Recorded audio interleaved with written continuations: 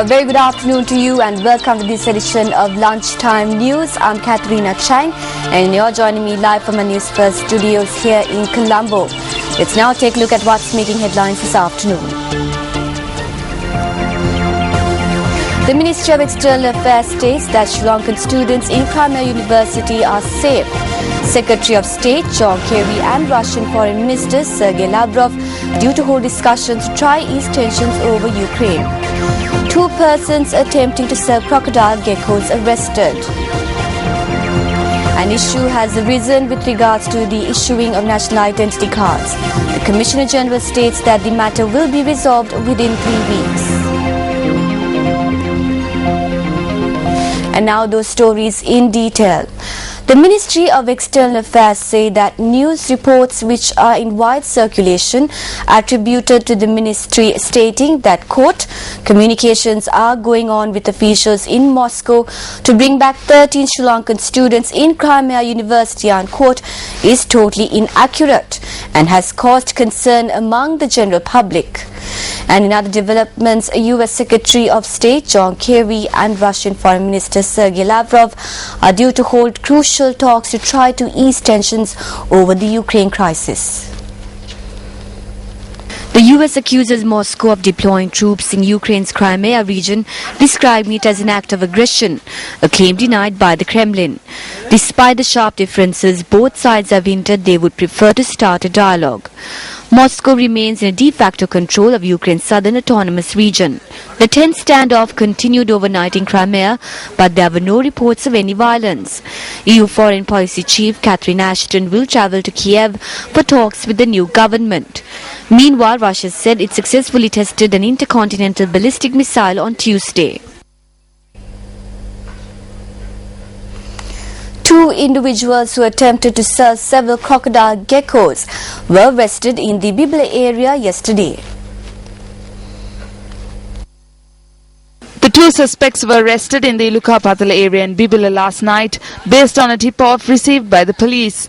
According to our correspondent in the area, the specimens of crocodile geckos were around 12 inches in length. The police noted that the motorcycle in which the suspects travelled in was taken into custody. The suspects had planned to sell the geckos for around 100,000 rupees each.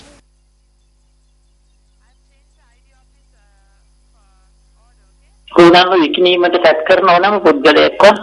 to the Wildlife Conservation Department Act, if anyone attempts to sell crocodile geckos, the police have the legal right to arrest them. Therefore, if anyone attempts to sell such rare lizards, then steps will be taken to arrest them.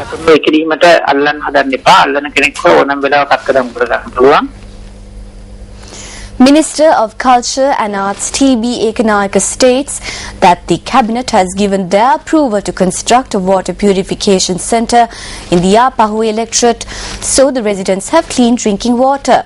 He made this statement at a workshop held at the Simon Navagatagama Auditorium in Mahava.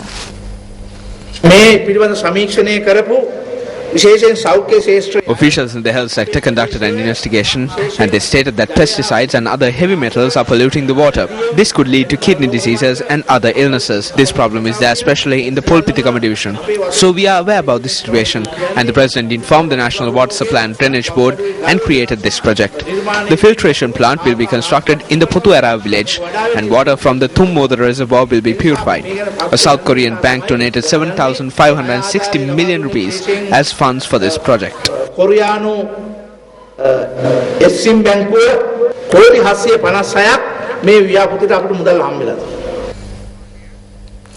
The Students' Union of the Peradeniya University staged a demonstration in the university premises yesterday.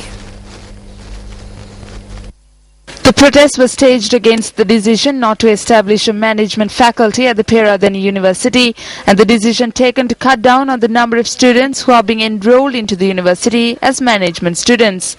The Students' Union organized the protest together with the existing management students of the university. The protesters note that only 47 management students are due to be enrolled in 2014. When inquired, the Vice-Chancellor of the University, Professor Atullar Senaratne, notes that the allegations levelled by the students are baseless. He notes that the management faculty is in the process of being set up with approval from the UGC and also notes that the number of students enrolled this year has been increased to 150. The Vice-Chancellor added that letters calling on students to attend registration have already been issued and that students will be enrolled from the 10th onwards. Now getting back to one of our locals, an issue has risen with regards to the issuing of national identity cards.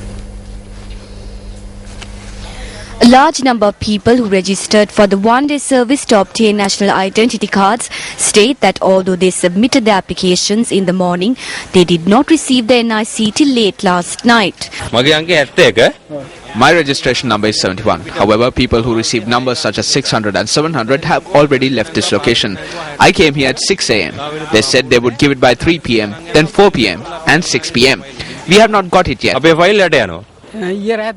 I came here at 12 midnight. My number is 458. But still I waited. They told us that 500 people would be issued ID cards. So I stayed back. I have to head back to Nuwara. When inquired, the Commissioner General of Registration of Persons RMS Sarat Kumar noted that the delay has arisen due to the issuance of national identity cards bearing information in both Sinhala and Tamil from the 28th of last month. A-level students wait till they turn 18 to come and create their national IDs. The people have had to face some difficulty due to this. I'm sorry about this. We plan to streamline the process in a matter of 2 to 3 weeks. We require the assistance of the public, the media and our staff for this purpose. There are some factions in the staff that have expressed their protest against this. We need to clearly state that if we do not stop such trends, it would lead to corruption and issuance of false national IDs. We need to maintain this. We have officers who can translate Sinhala to Tamil, but we have a dearth of officers who can translate Tamil to Sinhala. We have requested for assistance from the State Administrative Service. We are confident that we can streamline the process in 3 weeks.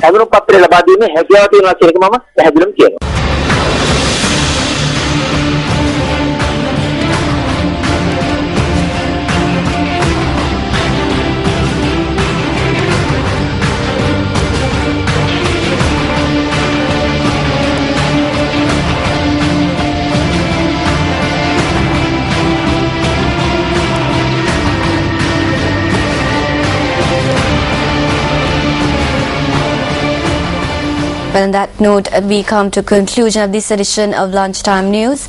For the Newsfirst team, I'm Katharina Chang. Have a pleasant day ahead.